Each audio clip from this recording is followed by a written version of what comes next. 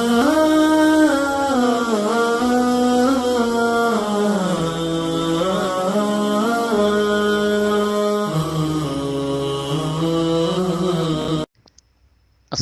আলাইকুম রহমতুল্লাহ। সহি দিন শিখি 4 নং গ্রুপে মোহাম্মদ সাইদ ভাই কাতার থেকে প্রশ্ন করেছেন যে বিতির সালাত কত রাকাত এবং কিভাবে আদায় করতে হবে। ধন্যবাদ আপনাকে, আপনি একটি গুরুত্বপূর্ণ প্রশ্ন করেছেন। বিতির সালাত আপনি 1, 3, 5, 7, 9, 13 এইভাবে বিজোড় সংখ্যাগুলা আদায় করতে পারবেন। বরং তারাবির সালাতটাকে পুরাটাকে বিতির বলা হয়। সুতরাং আপনি বিতির 1 থেকে নিয়ে বেজোড় সংখ্যাগুলা আদায় করতে পারবেন। রসুল সাল্লাল্লাহু আলাইহি ওয়াসাল্লাম বলেছেন, আল বিতরু হাক্কুন ফামান আহাব্বা ইউতিরা বিখামসিন ফালিউতির ওমান আহাব্বা ইউতিরা বিসালাতিন ফালিউতির ওমান আহাব্বা ইউতিরা বিওয়াহিদাতিন ফালিউতির বিহা।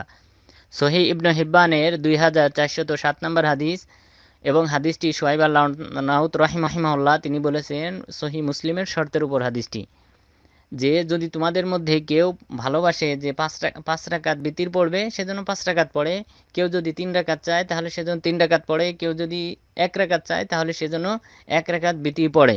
সুতরাং এই হাদিস থেকে বোঝা যায় যে বিতিরের বিষয়টা ইখতিয়ার, কেউ বেশি সংখ্যা পড়তে পারে, কেউ কম সংখ্যাও পড়তে পারে, আর সর্বনিম্ন সংখ্যা হচ্ছে 1 রাকাত। আর যে যত বেশি পড়বে নিশ্চয়ই নফল সালাত হিসেবে, সুন্নত হিসেবে তার সওয়াবও বেশি হবে। সুতরাং যে বেশি পড়বে তার সওয়াব বেশি হবে। দ্বিতীয়ত, যদি কোনো ব্যক্তি 3 রাকাত বিতির পড়ে তাহলে কিভাবে পড়বে?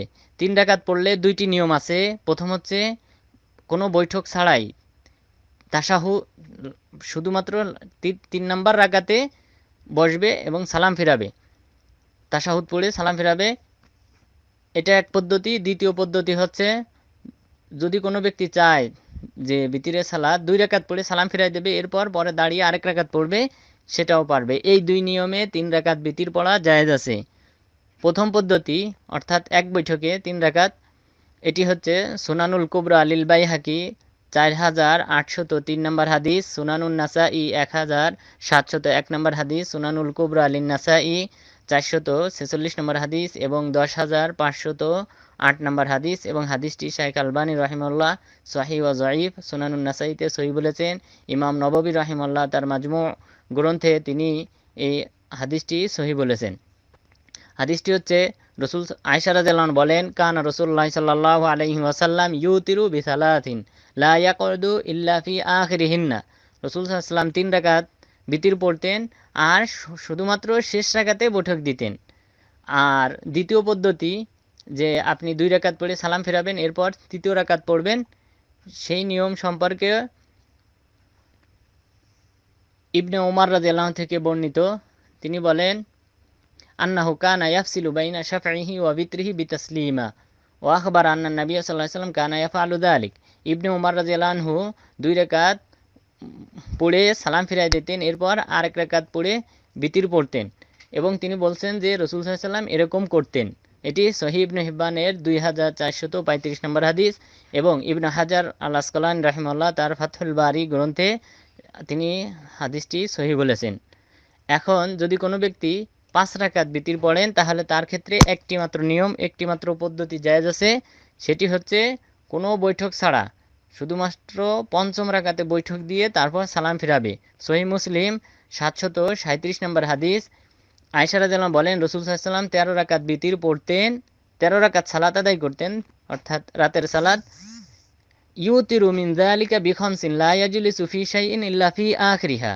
এই 13 রাকাতের মধ্যে 5 রাকাত তিনি বিতির পড়তেন আর বিতিরের শুধুমাত্র 5ম রাকাতে তিনি বৈঠক দিতেন।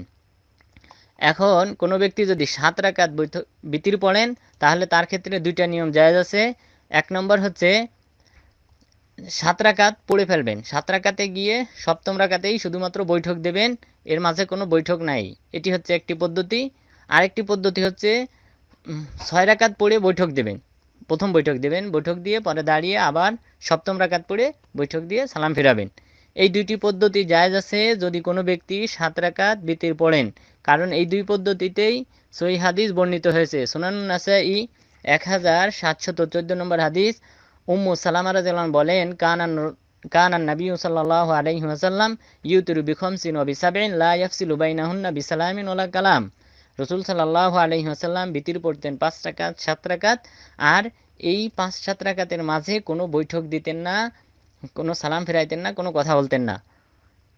এটি হচ্ছে ইমাম নববী রাহিমাহুল্লাহ হাদিসটি সহি বলেছেন। শেখ আলবানী রাহিমাহুল্লাহ সহিহুস নাসাই গ্রন্থে হাদিসটি সহি বলেছেন। আর দ্বিতীয় পদ্ধতি, অর্থাৎ যদি কোনো ব্যক্তি 7 রাকাত বিতির পড়েন তাহলে ষষ্ঠ রাকাতে বৈঠক দিতে পারবেন। এ ব্যাপারে আয়েশা রাদিয়াল্লাহু আনহা থেকে বর্ণিত, তিনি বলেন